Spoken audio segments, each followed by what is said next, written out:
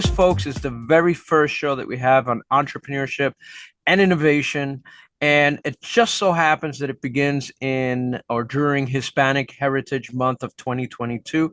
I'm very excited to have an entrepreneur, a really, I guess, an innovator and inventor, because you've created some incredible apps. And I want to introduce Luis Cuneo. And let's begin, Luis, by asking you, how did you get here today? Tell us a little bit about your career, and a little bit about how you jumped into entrepreneurship, and then we'll talk about some of your ventures. All right. Well, first of all, I want to say good morning, Roger, and good morning to everyone. It's a pleasure to be here on your show today. So thank you for this opportunity. How I got here is a real journey. It's really a journey. Got to be honest with you. So at a young age, I used to race motorcycles. I raced for Honda and Yamaha, and so I thought I had a career there. Then, and first, I want to say I'm a son of immigrants. My father's from Argentina, my mother's from El Salvador. So I have this cross-cultural, and I grew up in a Hispanic bilingual home. So at home, we spoke Spanish all the time. The moment we crossed that front door, that was it, English outside. But being the son of an Argentinian, auto racing is a big thing in the household. So here I am living in the United States. And so I'm kind of torn between two different worlds. But by the time I was 14, I had lived now in 7 different countries. I had lived in Colombia, wow, Argentina, Peru, the United States, Panama. So I had a cross-cultural world already at 14. And I moved back to Argentina and I started racing for Fiat, high-performance go-karts. And I wanted to be a Formula One race car driver.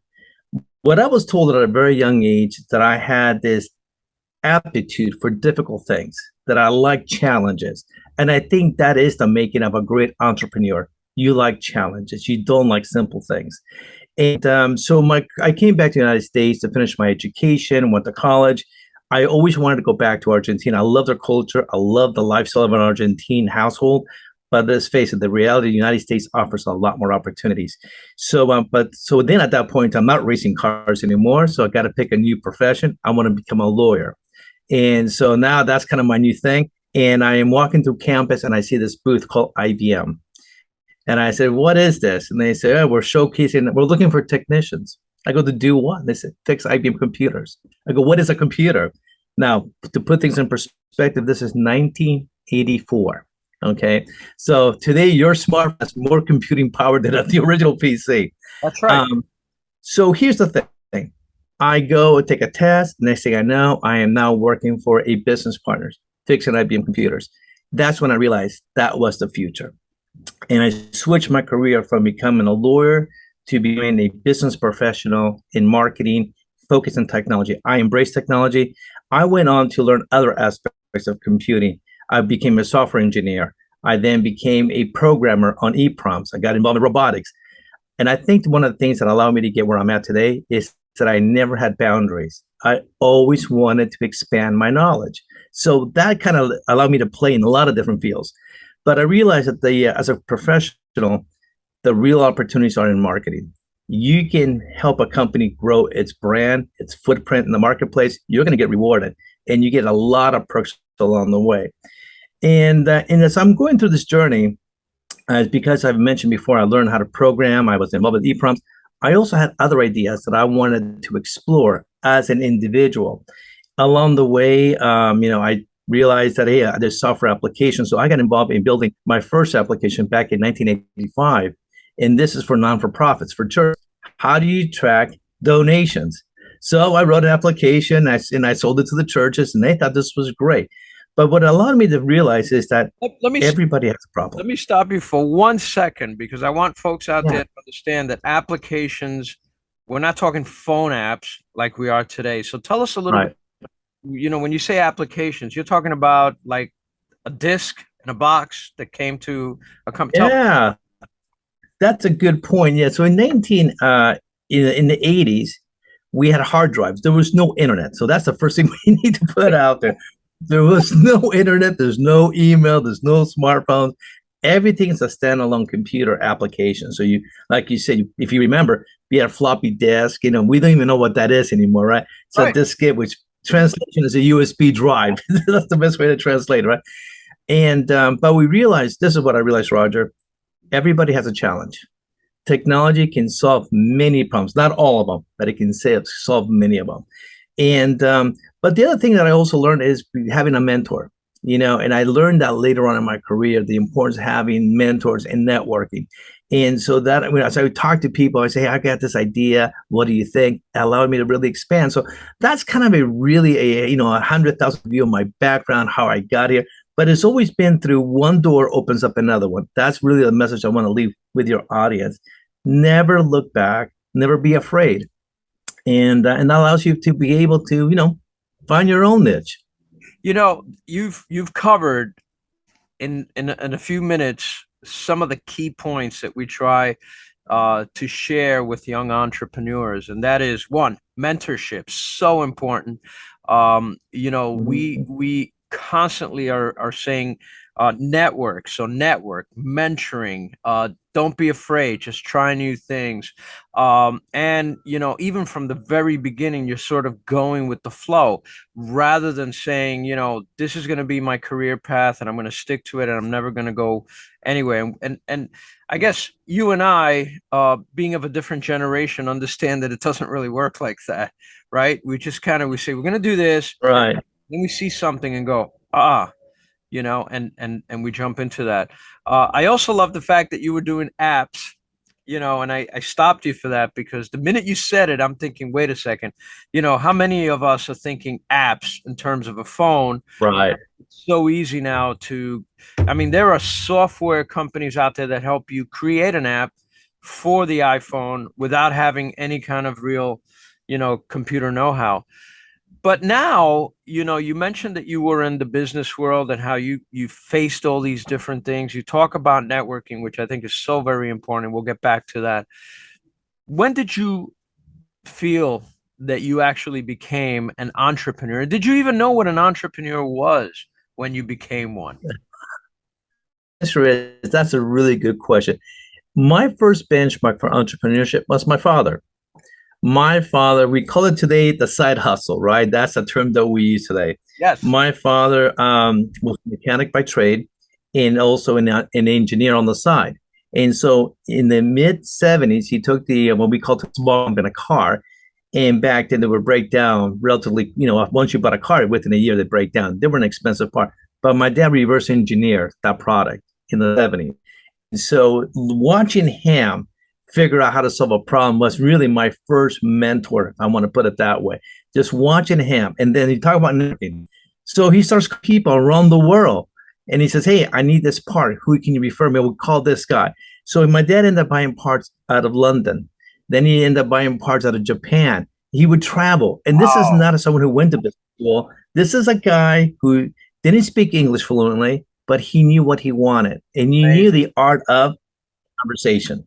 That was it, right? It's the art of a conversation, not networking. It's how to hold a conversation and make your point. So watching him do that, within 10 years, my father built a great business and he sold it. And then he said, okay, I'm going to do something else. My dad, from that opportunity, it got him into TRW, the largest distributor of auto parts in the world. And so that was really and then we talk about networking. I wanted to race cars. So I was still not connected in that world. I was talking to people in NASCAR, Indy cars. I want to race. And so I realized the power of who you know defines who you are. So Yes. that's really the message I want to share with you. Yeah, that's a great message because I've been teaching for a while. I'm also an entrepreneur and I've launched several businesses and I tell my students all the time, you could have the best resume in the world, but it's really about who you know. I mean, it helps to have the best resume because I think students today and young entrepreneurs feel that they don't need to go to school; they can just launch a product. And my feeling, or a venture, but my feeling is it's really about learning. It's really about connecting. Um, it sounds like you had an entrepreneurial track going way back to your dad and your family, which is something important here in during Hispanic Heritage Month, because I think one of the things that gets lost when you look at entrepreneurship with Latinx and Latinos, Hispanics, is that this is really a mindset for many of our, Latinx cultures or, our countries. This is a mindset of, in many countries, in Latin America, you don't really look for a job, right? You create the opportunity. And I think they bring that mindset here. How do you feel about that? And is that something that you think inspired you, at some point to create your own opportunity? Roger, having lived in South America, you're right about that. I mean, it's there is no IBM where I grew up in Argentina. There is no Microsoft. There's really no major corporation. I mean, there were big companies, but the jobs were limited. So you had to figure out how to wait, right? Now, the challenge here is now you come to the United States. Our mindset here is different. Here, we don't think in thousands, we think in millions. And nowadays, we think in billions. That's the problem, right? So the challenge that I see today for a small business here is that you want to, sometimes you want to chew off more than you can manage. And so I always say, your business, accordingly to your income, and you'll be fine. The moment you say, I want to become a $10 million company, when you're small, going to break because you don't have the skill sets, you don't have the revenue. So grow slowly. But the entrepreneurship, remember, this country is still founded on small businesses. Every company that we know today, an IBM, a Google, and Amazon, was a small business at one stage. I Yeah. mean, nobody was a big corporation, right? We all started small business. The difference between an Amazon today and, let's just say, my company is that Amazon knew the right people for venture capital. They were able to build a team overnight. That's the difference when we talk about networking, knowing people that I can get access to those resources. Whereas I want to build, let's say, a shoe factory and I don't know anyone. Now I got to do this on my own merits, my own family. It's a different struggle. So I hope that answers the question because everybody is a small business. It does. It definitely does. But it also opens up another topic of discussion, and that is um, for funding a business, or at that moment when any entrepreneur is looking to fund a business. How is it different for the Hispanic entrepreneur or the Latin entrepreneur as opposed to, let's say, someone who's not Latino, who maybe has had several generations of family living here? Uh, and in your own ventures, how many times did you go out looking for funding, or how many times did you just, because you talked about starting small, how many times did you build it from scratch with just the only resources you had and never bothered to look for funding? Tell us a little bit about that. Sure. So I want to share two stories with you. And this is my favorite story because you can build a company and sell it in 90 days. It is possible. Yes. Back in 1995, I was a horrible golf player. And in working with a friend of mine, we built a desktop application, just for clarity, not a mobile app, but a desktop application and how to play the best game you can as an individual. And so now that I knew technology, I took into consideration how to build what are the points I needed. But the thing was this, the right people. Now, we bootstrapped this company ourselves, so we were able to, it didn't take a lot of capital, but we were able to bootstrap this in 90 days. We were, through one of our partners in network of American Golf, we got in front of a Japanese company, and they were going to be an investor. They actually bought the intellectual property from us in 90 days. And they said, we like this. We don't want to invest, but we want to buy it from you. Are you for sale? Lesson learned. And this is the problem with Latinos and with a lot of entrepreneurs who come from overseas. They want to share the business with the family and pass it on to your kids. I think that's a mistake. A company is meant to be developed and sold. You're not going to pass it on to your kids. I got 4 kids. They don't care what I do. They don't care that I build mobile apps for networking. They want to do their own thing. And I think this is where, because we live in the United States, have the ability to have our own direction, our own destiny, right? In Latin America, if I was in Argentina, most likely my son would be thinking, oh my God, I'm going to have to work here, right? But that's the thing with Latinos. We build to pass on. We should build to sell, number one. Wow. Number So good. Go ahead. I'm sorry. That's just no. Number two, we get involved in industries that are considered not attractive for investors. For example, I'm going to do construction. There is no investors out there for a startup construction firm because the way they look at it, this is you're getting 1 gig today and then you have to wait for your next gig. So there's no trajectory of growth there. I mean, it's really hard unless you're going into federal contracts, and even then, that's kind of a gamble, right? But we need to start thinking as Latinos in this country, we got to leapfrog our thought process. We cannot think about building, I'm going to build a company, a technology company's web pages. No, I should be thinking about a company that's going to focus on AI. It's big data, data security. I got to start thinking bigger. I got to leapfrog my generation today and start thinking about the next generation. This is where I give a lot of credit to other cultures where they sit there and say, I'm going to build something, but I don't want to stay on today's technology. I want to build the next generation. So my advice to you as entrepreneurs, leapfrog your thought process. And I will tell you my story about my job because that's a perfect example how we leapfrog and how we're ended up today. But that's the advice I give you. Think big and think in the future. That is one of the best pieces of advice in general that I've heard from someone. I think you're absolutely right because the perception is that when you think of Latinx business owners who've created their own, you're thinking dry cleaners, you're thinking bodegas, grocery stores, Right. those little retail businesses. And we have actually at Brooklyn College, there's a lot of students who are sort of faced with that problem. The parents Right. give them their business or want them to take over the business. And sometimes they don't want to do that. Or if they do, they want to take it to the next level. I think of, Gary V, who, started with his father's wine company and then built it into something completely different. But I think that's a sound, wonderful piece of advice, especially now moving forward, for all Latinx, entrepreneurs. So thank you for that. Yep. Um, Tell us what you're doing now as an entrepreneur, because you've been doing, tell us about your company, and you've been doing this now for a while, having come from IBM. But tell us a little bit about that, and then we'll talk about some of your other projects. Sure. So, kind of along those lines of entrepreneurship. So, I'm with IBM. I've now, in the course of 20 years, I've had two business units that yield over $1 billion. You've seen again that thought process of big data, resources. And I had a great career at IBM, and I enjoy my 20 years there. But in the process of my, I'm now focused on the minority marketplace. So I'm very working closely with the Hispanic, African American, Native American communities, and I'm doing 70 events a year. So I'm on the road all the time. I'm a public speaker at these events. Keep the whole 9 yards. Great stuff. But guess what, Roger? I'm collecting business cards like you would never. I mean, I could have built a forest from all those business cards.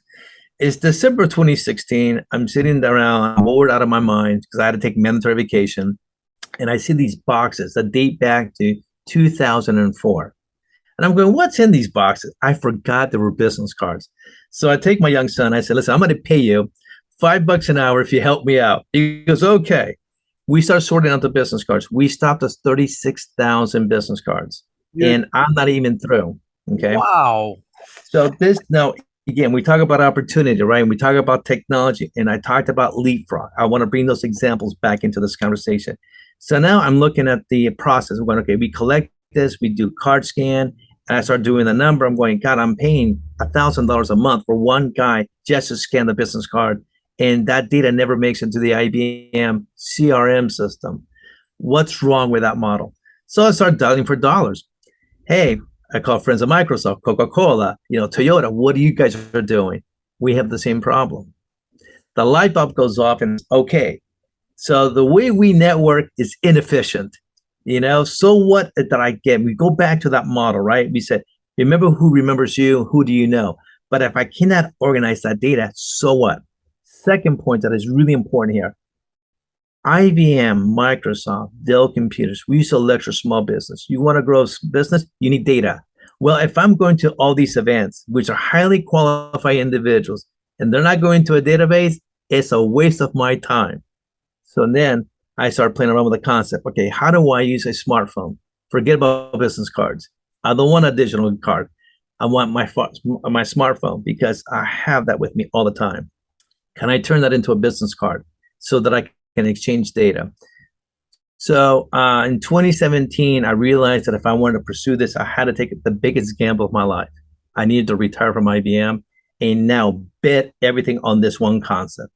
Because if I built this at IBM, it would have been their idea. So I had to retire completely from IBM, which I did in April of 2017. It was my last month at IBM. And then, like any good marketing professional, I did market research to validate the idea. In 2018, I went on to my first pitch contest, Startup Grind in Silicon Valley, in front of 300 other startups to Wait. pitch your idea. I have to stop you. I was just at Startup Grind this year. It's an incredible Yep. place. I had no idea that you had been there. That's incredible. So it okay, Yeah, go yeah. on with the story. I just have to stop there because we do talk about Startup Grind. No, no, no. But I want to share that with you because the ideas we have, all of us have great ideas, right? But you got to validate your idea. And this is what I tell folks. I can solve a problem and that's great. But if I'm trying to make money from it, I better figure out how to do that first before I build it. How am I going to make money? So in doing all this, Roger, we figured out that we have this concept. We went to Startup Grind. We actually went the pitch contest in the tent. So we were 300 companies. We come number one. And I'm like, wow, this is great. Now we're talking to Salesforce. We're talking to CVAN about our idea. And I realized that we have a potential. Now, let's talk about investors. Okay. Investors love shiny ideas. Nothing to do with whether you're Latino, you're Asian, you're a woman. They like ideas that have potential for growth. If I came to an investor and say, hey, my idea is worth $10 million, it's not even worth their time. The way they look at it, every minute of their time is worth $10,000. So if I'm going to talk to you, it better be worth $1 billion. That's the way, and that's the reason why we don't get funding, because we come here and we use the word, I have a little idea. No, I have a great idea. Get the word little out of your vocabulary. Let Love me send you a little note. No, let me send you a comprehensive note. We got to talk big, to be honest. If you're going to be a small business, you got to play with sharks. You cannot be the guppy in the pond. You got to think like you are big, even though you're small. But here's the message that I want to convey here. We built this idea out, and in the process, we're trying to monetize this. Things are very fluid in the world. There are always going to be setbacks. There's always going to be surprises. Our first setback with Mojave, it was that when we had this monetization model, it backfired on us early on. We're like, okay, now we cannot monetize this year, so we're going to bootstrap it again ourselves. And so we had to make sure I had enough capital to be able to have, pay my living every day, and also be able to pay this company every day. So, and I now have two lives that are happening concurrently. The other thing I also tell entrepreneurs is this is a new marriage. This requires 80 to 100 hours a week commitment. You're going to have to forfeit a lot of stuff. Going to the movies, going to the gym, going to play golf. If you want this to grow, you're going to have to really make it grow with you. And if you want to grow faster, it takes then for you to be strategic about your time. So here's the long story short. 2018, we have a major setback. In 2019, now we're the first ad tech solution in the marketplace that allows a sponsor to convey their message live at an event. No one had done this before. Now, American Express and CVAN, which, by the way, CVAN is the largest management tool in the world, they're looking at us and saying, how did you guys get there? I only got here because I was a sponsor at IBM, and I used to ask that question, what's my return on investment? I can never explain it. Now, with this ad tech solution, I can. But here's now the story I want to share with you. 2020. We all know what happened that year. Mm. Here I am in March of 2020. I'm sitting great. The company will break $1 million in revenue that year. I'm excited. I am now thinking, okay, I got where I want to be. I'm on target. COVID comes around. We lose all of our accounts by end of March. Oh, wow. Okay? Because we are in the people business. We're in the event industry. Now all events are canceled. Now, this is a message I want to convey to your students. Setbacks and failures are lessons learned. And I'm going to circle back to this with a story from Coach Walsh, former Super Bowl winner, coach of the 49ers, because this is really my foundation of how I got here. So I'm sitting here. I told my team, we have enough money to pay you guys for a few months. I encourage you guys to go look for work because I don't think we're going to survive this storm. Wow. James Woods is my co-founder of Mojave. And I told James, I need 2 weeks. I'm going to go and complete the blackout. I'm going to go into my kind of my thinking cell. What am I going to do here? What's our next move here? Because I don't know. And for those who are watching this video, you're going to see that transformation of what happened to our company. I adopted our platform onto Zoom.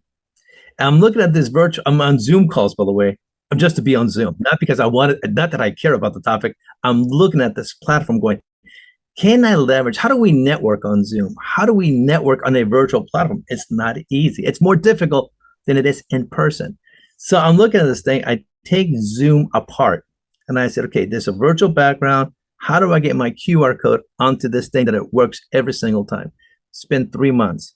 In 3 months, we figured this thing out. Our first client was the UN. UN calls me and says, I have this opportunity for you. 500 attendees worldwide. We want to know whether we can use your platform. And I said, sure, why not? We learned a lot. And remember one thing, everybody who's on this watching this, ask feedback. You may think it's pretty. You may think it works. Not really. There's always flaws in an idea. Get feedback. Be good about it. Don't get upset. Somebody may give you. What happened from there? People said, hey, I want to be able to have consistency on the QR code. I need to have this. So we build our own engine on virtual backgrounds. So today, our company can produce 1 million virtual backgrounds a day consistently. So with the QR codes in the right place. By the end of 2020, we're back in the game again. We're the first company. We become a Zoom partner.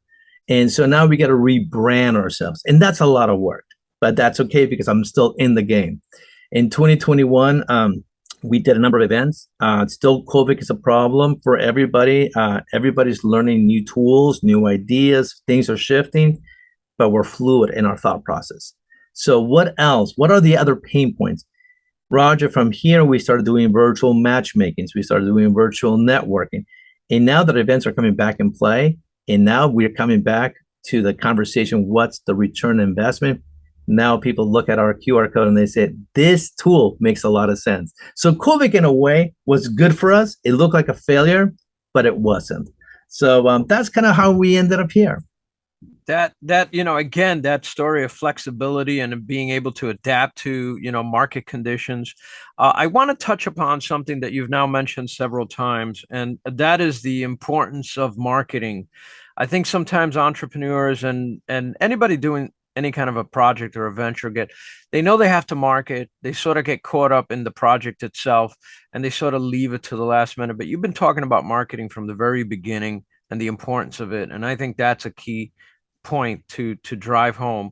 Tell us why you think marketing is such an important part of the whole process, and tell us what tools you think young entrepreneurs and innovators should have in terms of knowing how to do marketing.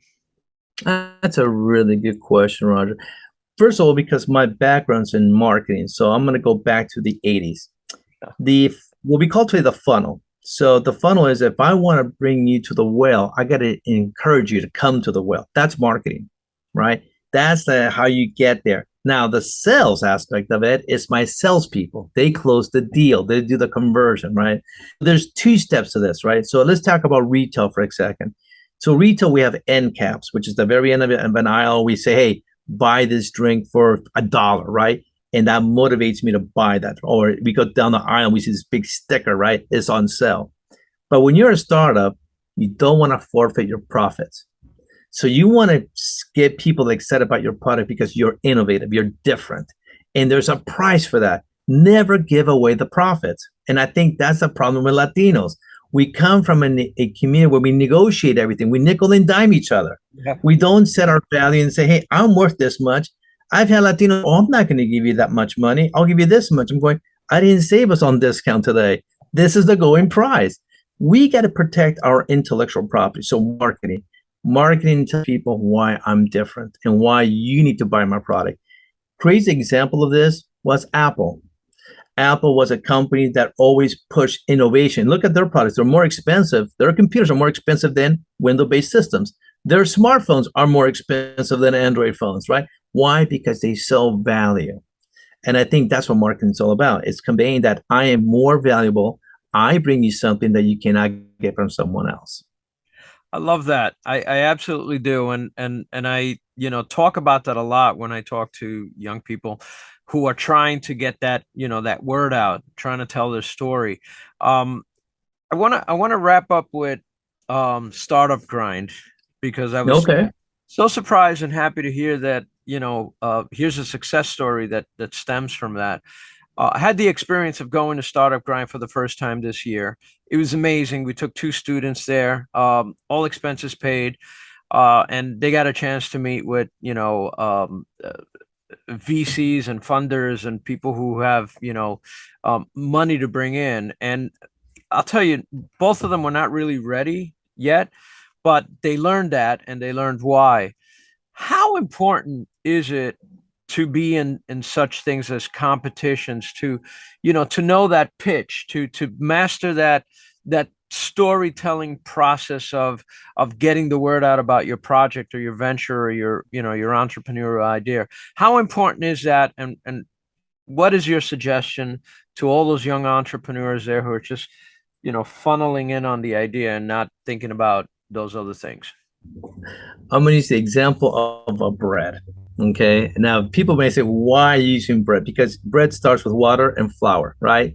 And you got to massage it, right? Well, that's what an entrepreneur does with an idea. First have an idea.